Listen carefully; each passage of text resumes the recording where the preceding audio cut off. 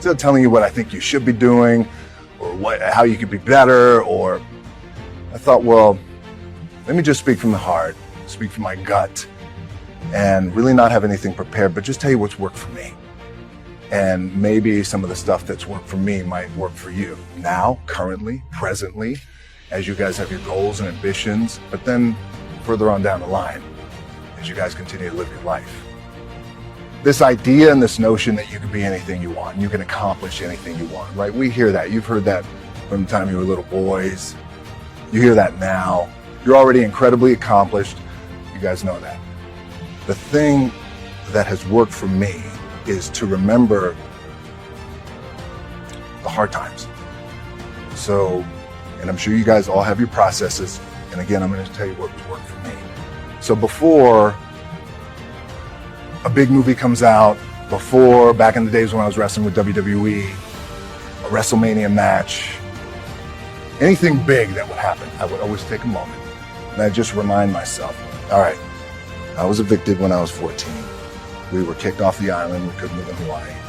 Had no place to live. A lot of shit happened. Then when I moved to Nashville, I was arrested multiple times by the time I was 16 years old. I would remember that, and it allows me then to be present in the moment and understand the stuff I have around me right now. This is the shit that I dreamed of when I was a kid. I am here. I played for University of Miami, played for great teams. Warren Sapp, Ray Lewis, they were my teammates. They were balling. Warren Sapp was playing tight end at that time. I was starting defensive tackle. Yeah. They moved him over to D-line. And he looked at me, he's like, yo, dude, I'm going to take your spot. I said, you ain't taking it. He said, I'm going to take your spot. We battled, and he took my spot. Now you can imagine how that would me, because there goes my opportunity. He went in, switched to defensive tackle, lit the world on fire. Well, what that did, it crushed me, it crushed my dreams. I had a piss poor senior year, zero production, no NFL, no combine invite, nothing. Finally went to the CFL, Calgary Stampeders, making $250 a week Canadian. I had to send that home to my wife at that time. Had no money. So I remember that. I got cut from Canada. My dad, in his pickup truck, came down 4 o'clock in the morning, picked me up in Miami from Tampa. We lived in a little apartment in Tampa. He drove down in his little pickup truck to Miami to get me when I was cut from the CFL.